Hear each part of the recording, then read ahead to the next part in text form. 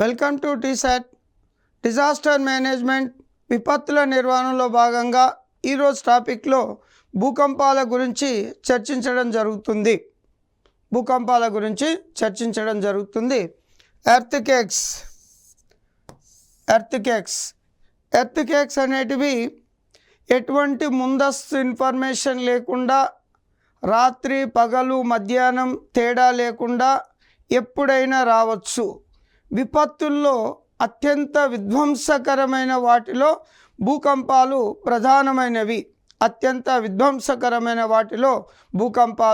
ప్రధానమైనవి. మానవ జీవితాన్ని, ఆర్థిక వ్యవస్థను చిన్నాభిన్నం చేయడంలో ఇవి ప్రముఖ పాత్ర వహించడం జరుగుతుంది. అత్యంత విధ్వంసకరమైన సహజ వైపరీత్యాలలో భూకంపాలు ఒకటి. ఇది ప్రపంచవ్యాప్తంగా భూకంపాలు పెద్ద ఎత్తున ఆస్తి ప్రాణ నష్టాలకు కారణమవుతున్నవి. భారతదేశ భౌగోళిక విస్తీర్ణంలో 59% భూకంపాలకు అనువుగా ముప్పు పొంచి ఉండడం జరిగింది. అంటే భారతదేశ విస్తీర్ణం మొత్తం 100% అనుకున్నట్లయితే 59% భూభాగం భూకంపాలకు వచ్చే అవకాశం కలదు. ఈ భూమిలో 3 పొరలు ఉండడం జరుగుతుంది. 1 భూపటలం, 2 భూప్రవారం, 3 భూకేంద్రం. భూమి లోపల 3 పొరలు. 1 భూపటలం, ఇది 60 కిలోమీటర్ల వరకు ఉంటుంది. 2వది భూప్రవారం 2900 కిలోమీటర్ వరకు ఉంటుంది. భూకేంద్రం 6400 కిలోమీటర్ వరకు ఉండడం జరుగుతుంది. ఈ భూపటలంలో కెమికల్ తీసుకున్నట్లయితే మనకు సిలికా ప్లస్ అల్యూమినియం, దీన్నే సియాల్ పొర అని పిలవడం జరుగుతుంది. భూప్రవారంలో కెమికల్ తీసుకున్నట్లయితే సిలికా ప్లస్ మెగ్నీషియం, దీన్నే సీమా పొర అనడం జరుగుతుంది. భూకేంద్రంలో తీసుకున్నట్లయితే నికెల్ ప్లస్ ఫెర్రస్, నీఫే పొర అని పిలవడం జరుగుతుంది. ఇవి భూ ఉపరితలం నుంచి భూగర్భంలో ఉండే ప్రధానమైన పొరలు. భూపటలం, భూప్రవారం, భూకేంద్రం, లేదా కెమికల్గా తీసుకున్నట్లయితే సియాల్ పొర, సీమా పొర, నీఫే పొర అనేటివి 3 ప్రధానంగా ఉండడం జరుగుతుంది. లేయర్స్ ఆఫ్ ఎర్త్క్వేక్స్ తీసుకున్నట్లయితే ఈ విధంగా మ్యాప్లో మనకు చూపించడం జరుగుతుంది. భూపటలం ఇది ఘన స్థితిలో ఉంటుంది. దీని రసాయన సంఘటన సియాల్ అనగా సిలికా ప్లస్ అల్యూమినియం. ఇది తేలికగా ఉంటుంది. భూపటలం తేలికగా ఉండడం జరుగుతుంది. భూపటలం యొక్క మందం సుమారు 60 కిలోమీటర్ల వరకు ఉండడం జరుగుతుంది. భూప్రవారం ఇది మనకు 2900 కిలోమీటర్ల లోతు వరకు ఉంటుంది. భూప్రవారంలో సాంద్రత 5 నుంచి 7 వరకు సెంటీమీటర్ వరకు ఉంటుంది. దీని రసాయన సాంకేతికం సీమా. సిలికా ప్లస్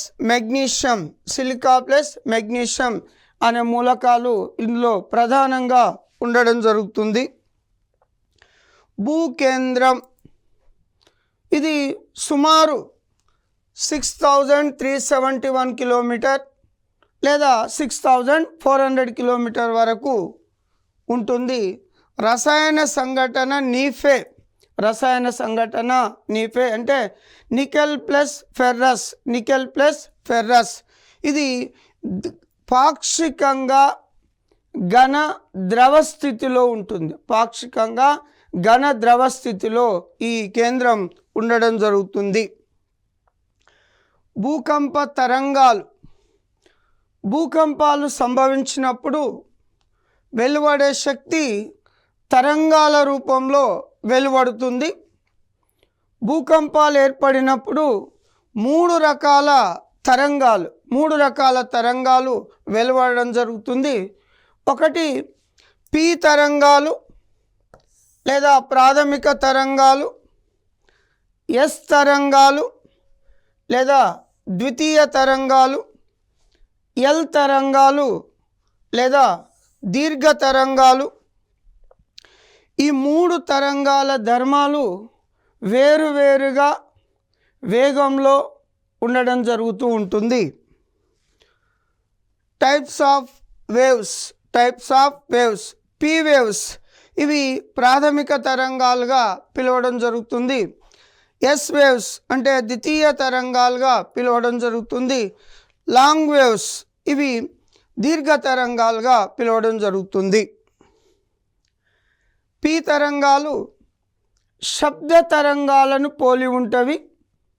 వీటిని పుష్ తరంగాలు అని కూడా పిలవడం జరుగుతుంది. ఇవి ఘన ద్రవ వాయు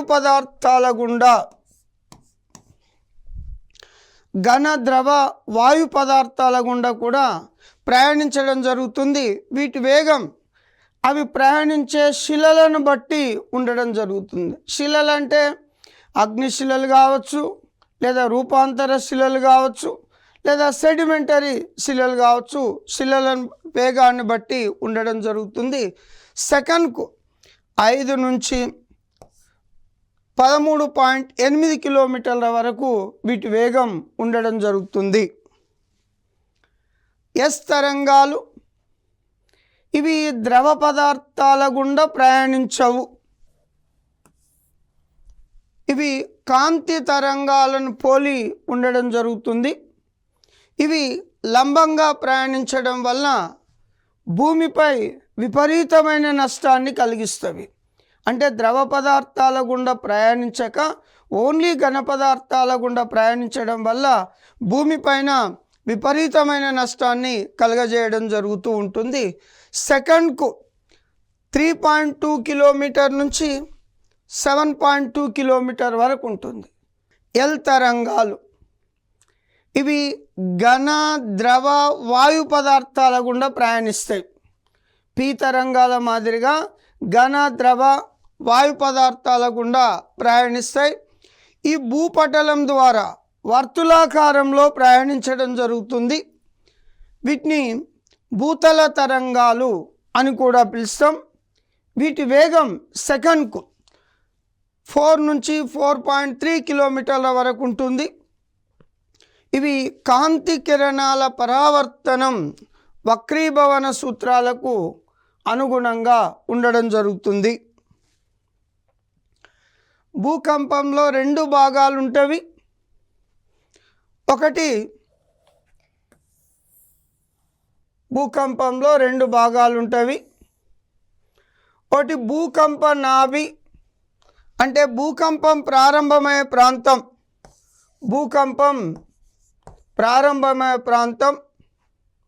2 అభికేంద్రం. ఇది భూకంపానికి ప్రారంభమయ్యే ప్రాంతానికి ఉపరితలంలో ఉన్నదాన్ని అధికేంద్రం లేదా అభికేంద్రంగా పిలవడం జరుగుతుంది. ఈ భూకంపంలో భూకంప నాభి వద్ద తక్కువ నష్టం ఉంటుంది. అధికేంద్రం వద్ద అంటే భూమి ఉపరితలం పైన ఎక్కువ నష్టం కలుగజేయడం జరుగుతుంది. 2 భాగాలు భూకంప నాభి, ఎపిసెంటర్ అంటే అధికేంద్రంగా పిలవడం జరుగుతుంది. భూకంప నాభి అంటే భూకంపం ఏర్పడిన స్థానాన్ని భూకంప కేంద్రం లేదా భూకంప నాభి లేదా భూకంపం ఉద్భవించే అంతర్భావ బిందువును నాభిగా పిలవడం జరుగుతుంది. ఇది భూగర్భంలో ఉంటుంది. భూకంప నాభికి భూమి ఉపరితలం పైన గల కేంద్రాన్నే అభికేంద్రం అంటాం. సాధారణంగా భూకంపాలు భూమి ఉపరితలంగా పిలువబడే భూపటలంలో ఆకస్మికంగా కలిగే చలనాల వలన భూకంపాలు సంభవించడం జరుగుతూ ఉంటుంది. భూకంపాలను అధ్యయనం చేసే శాస్త్రాన్ని సిస్మాలజీ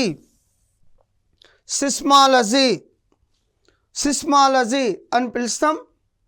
భూకంపాలు సంభవించడానికి కారణాలు: ఒకటి ఉపరితల కారణాలు, అంటే భూపటలంలో భూమి ఉపరితలం పైన వచ్చే కారణాల వలన భూకంపాలు సంభవించడం జరుగుతుంది.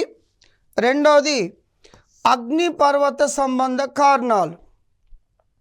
అగ్నిపర్వతాలు పేలినప్పుడు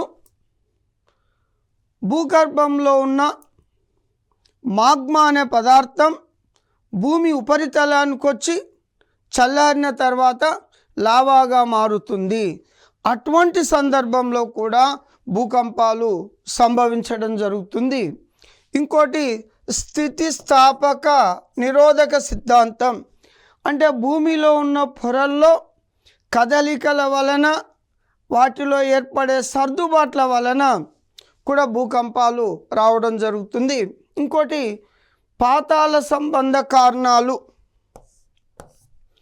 అంటే భూమి అనేది అనేక పలకల చేత ఏర్పడింది. ఈ పలకల కదలిక వలన కూడా భూకంపాలు సంభవించే అవకాశం ఉంది. భూకంపాలు రకాలు, అంటే నాభి లోతు ఆధారంగా భూకంపాలను 3 రకాలుగా విభజించవచ్చు. నాభి లోతు అంటే భూకంపం ప్రారంభమయ్యే ప్రాంతం ఆధారం చేసుకొని 3 రకాలుగా విభజించవచ్చు. ఒకటి గాథా భూకంపాలు, 2 మాధ్యమిక భూకంపాలు, 3 అగాధ భూకంపాలు. గాథా భూకంపాలు అనేటివి భూమి ఉపరితలం నుంచి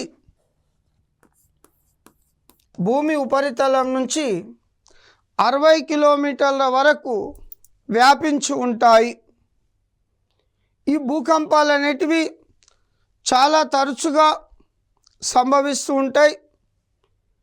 ఈ రకమైన భూకంపాల వలన భూమి ఉపరితలంలో అత్యధికంగా విధ్వంసం జరుగుతూ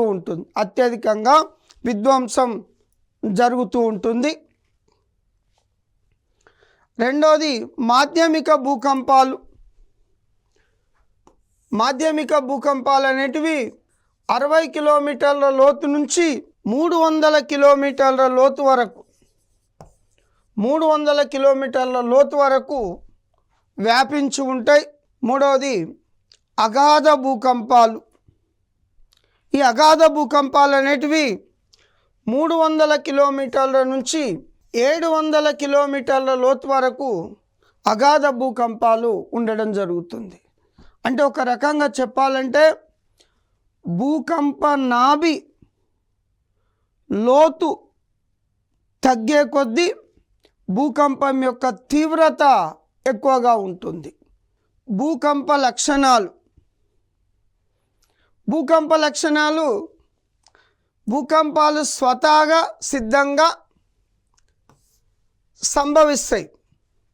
వీటి యొక్క సహజ లక్షణం, వీటికి రాత్రి పగలు మధ్యాహ్నం అనే ఎటువంటి తేడా లేకుండా, ఎటువంటి ముందస్తు హెచ్చరికలు లేకుండా ఆకస్మికంగా సంవత్సరంలో ఎప్పుడైనా సంభవించడం జరుగుతుంది. భూకంపాల వలన వరదలు, మనకు తుఫాన్లు, ఇతర ప్రధాన ఆకస్మిక విపత్తులకు ఇవి దారి తీయడం జరుగుతుంది. భూకంపాలను కొలవడం అంటే భూకంపాల యొక్క తీవ్రత ఎంత ఉంటుంది అనే దాన్ని బట్టి భూకంపాలను కొలవడం అనేది ప్రధానంగా జరుగుతుంది. భూకంపాలను భూకంపలేఖిని అనే యంత్రంతో తీవ్రతను నమోదు చేయడం జరుగుతుంది. ఇది రేఖాచిత్రంగా ఉండడం జరుగుతుంది భూకంపలేఖిని.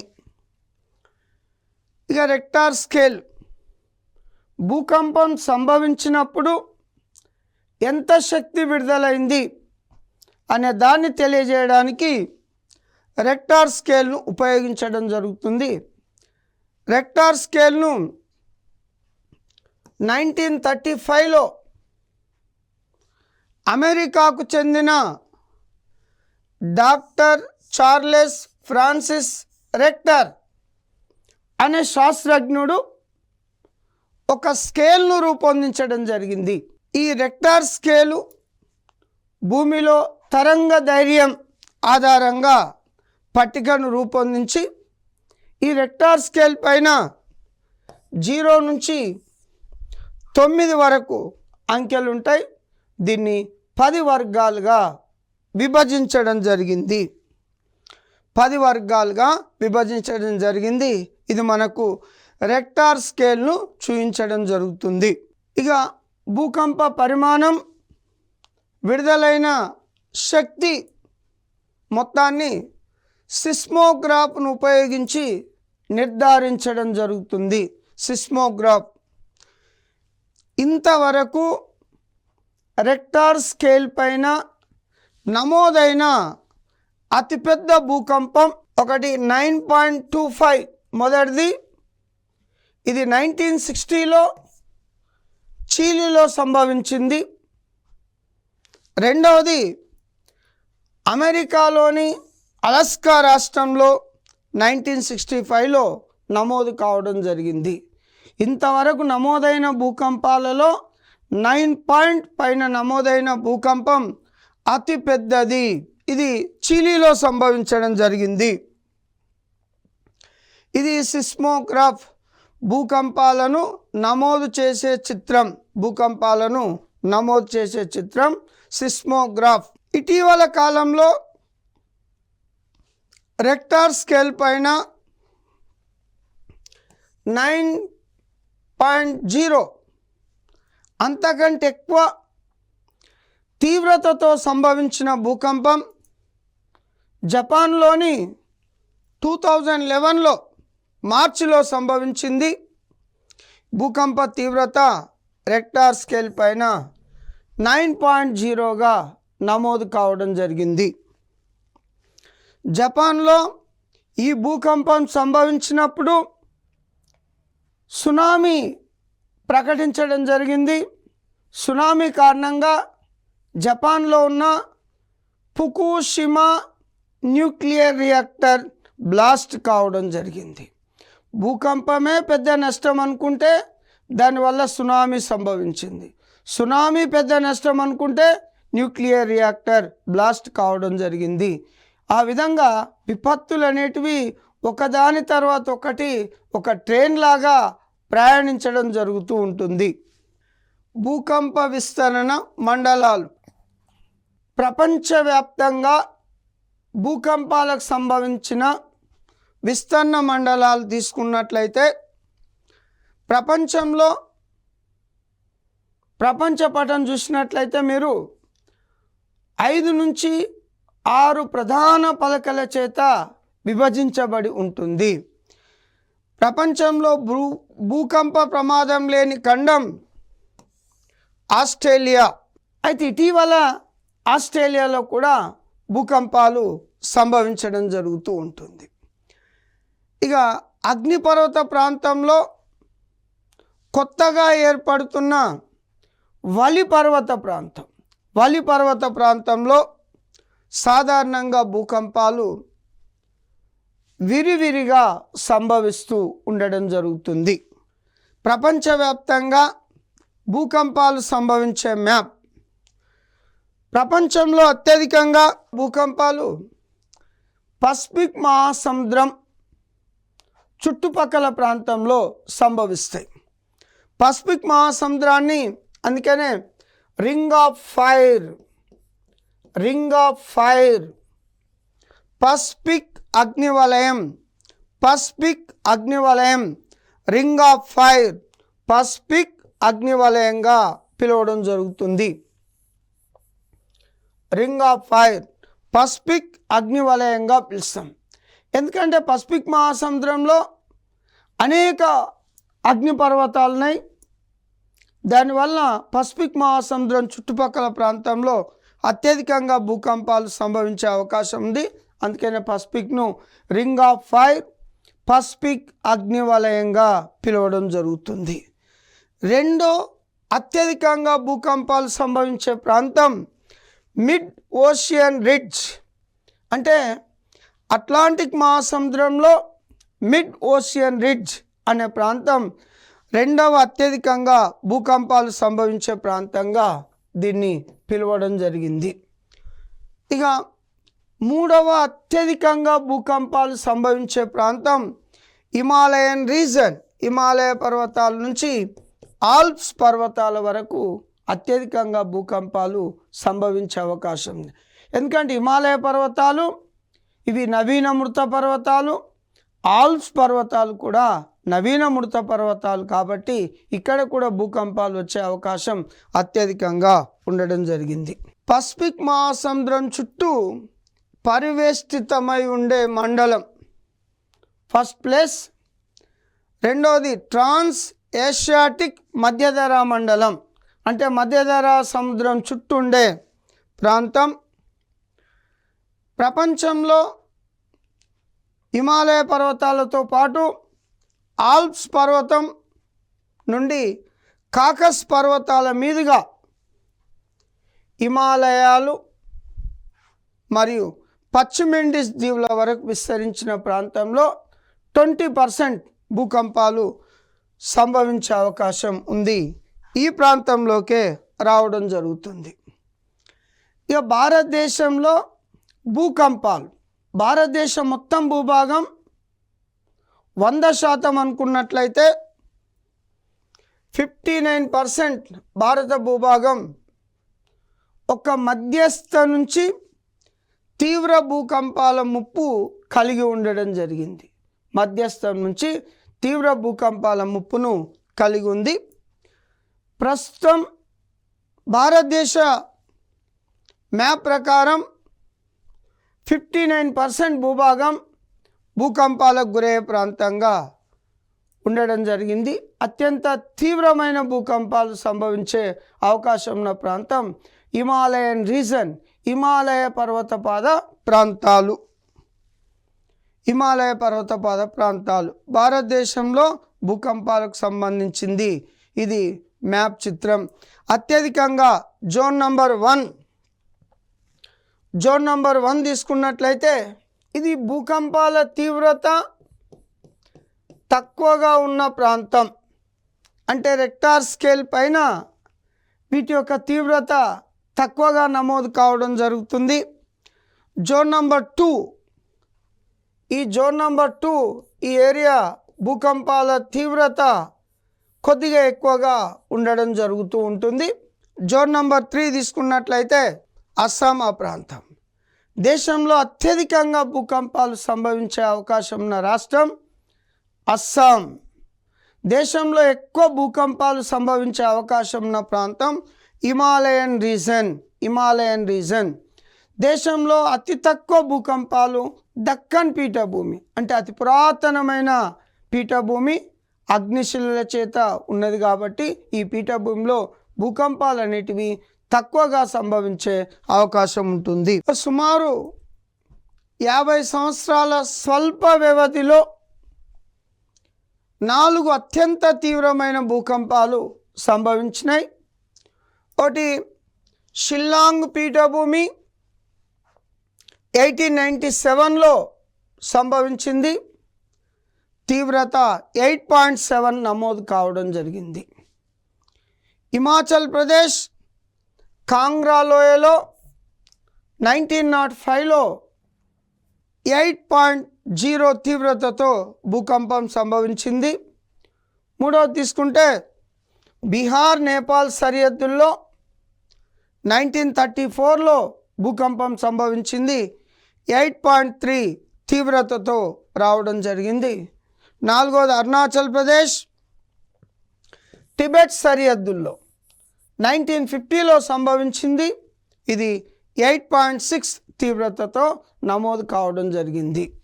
ఇండియాలో భూకంప మండలాలు బ్యూరో ఆఫ్ ఇండియన్ స్టాండర్డ్ తాజాగా రూపొందించిన భూకంప మండలాల మ్యాప్ భారతదేశాన్ని 4 భూకంప మండలాలుగా విభజించారు. 4 భూకంప మండలాలుగా విభజించడం జరిగింది. భారతదేశంలో భూకంప మండలాలు భారత భూభాగం దానికి వైపరీత్యాలకు గురయ్యే తీవ్రత సిస్మిక్ జోన్లో 2 పైనుంచి వర్గీకరించడం జరిగింది. ఇది భారతదేశంలో భూకంపాలకు సంబంధించిన భూకంప మండలాలు నంబర్ 4, నంబర్ 5, 3, 2 ఇవి 4 మండలాలుగా వర్గీకరించడం జరిగింది. జోన్ 5, ఈ జోన్ 5 అనేది అత్యంత తీవ్రమైన భూకంప మండలం. ఇక్కడ 1964లో భూకంప తీవ్రత 9 కలిగిన ప్రాంతాలు ఈ మండలం పరిధిలోకి రావడం జరుగుతుంది.